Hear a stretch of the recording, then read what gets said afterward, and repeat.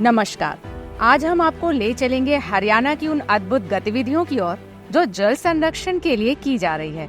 अटल भूजल योजना के तहत जन जागरूकता और शिक्षा के कई रोचक प्रयास किए जा रहे हैं। लेकिन इससे पहले आइए जानते हैं कि IEC क्या है और ये कैसे काम करता है। IEC सूचना, शिक्षा और संचार का संक्षिप्त रूप है। इसका उद्देश्य लोगों को योजनाओं के लाभ, उद्देश्यों और कार्यप्रणाली के बारे में जानकारी देना है। इससे लोगों में जागरूकता बढ़ती है और वे योजनाओं में सक्रिय रूप से भाग लेते हैं। रामू भैया, आपने सुना हमारे गांव में अटल भूजल योजना के तहत कई नई गतिविधियां शुरू की गई हैं? नहीं संगीता, मुझे तो नहीं पता। क्या है ये गतिविधियां? चलिए मैं आपको बताती हूँ। समस्त 14 जनपदों के रोडवेज बस स्टेशनों और 4 जिला क्षेत्रों कुरुक्षेत्र, गुरुग्राम, पानीपत और करनाल के रेलवे स्टेशनों पर ऑडियो वीडियो की सहायता से अटल भूजल योजना का प्रचार प्रसार किया जा रहा है, जहां हजारों की संख्या में आते जाते यात्रीगण इन योजनाओं को देखते भी हैं और सुनते भी हैं। सबसे पहला है नैरोकास्टिंग। नैरोकास्टिंग के माध्यम से गांव के स्थानीय रेडियो और वीडियो चैनलों पर योजना के बारे में जानकारी दी जाती है। ये IEC का एक महत्वपूर्ण हिस्सा है जो लोगों तक सीधे पहुंचता है और उन्हें योजना के उद्देश्यों और लाभों के बारे में बताता है। अरे, तो इससे हम योजनाओं के लाभ और उद्देश्यों के बारे में आसानी से जान सकते हैं। बिल्कुल सही। और इसके अलावा हमारे गांव में नुक्कड़ नाटक भी तो हो रहे हैं। अच्छा, नुक्कड़ नाटक एक और प्रभावी IEC गतिविधि है।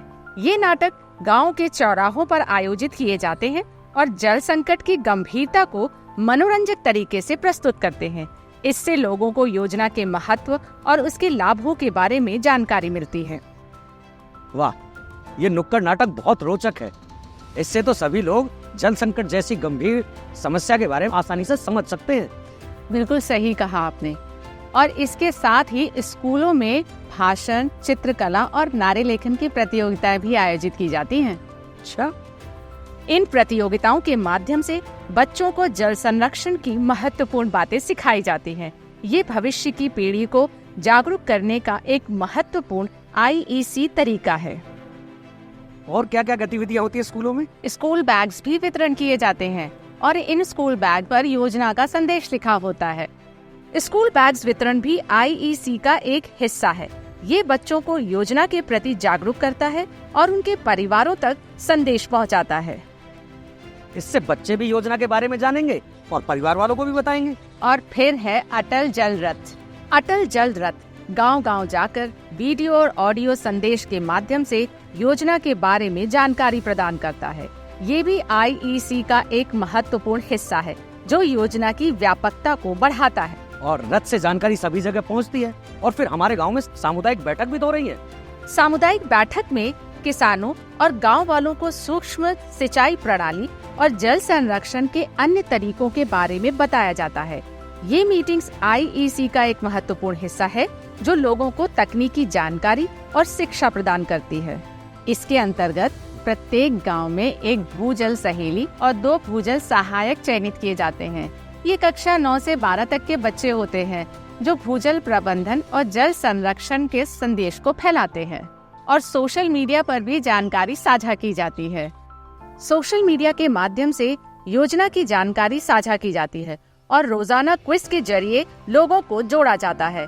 ये लोगों को जागरूक करने का एक आधुनिक तरीका है जो तकनीकी युग के अनुरूप है। इतनी सारी गतिविधियां, इसका मतलब योजनाओं की जानकारी हर जगह पहुंच रही है। बिल्कुल सही। इन सारे प्रयासों से हम जल संकट की समस्या को समझ सकते हैं और इसके समाधान के लिए उचित कदम उठा सकते हैं। गांव में होर्डिंग, वॉल पेंटिंग, पैम्फलेट वितरण, पोस्टर इत्यादि के माध्यम से भी लोगों को जागरूक किया जा रहा है। तो ये है अटल भूजल योजना के तहत की जा रही विभिन्न IEC गतिविधियाँ, जो न केवल लोगों को जागरूक कर रही है बल्कि जल संकट से निपटने के लिए एक ठोस कदम भी साबित हो रही है। धन्यवाद।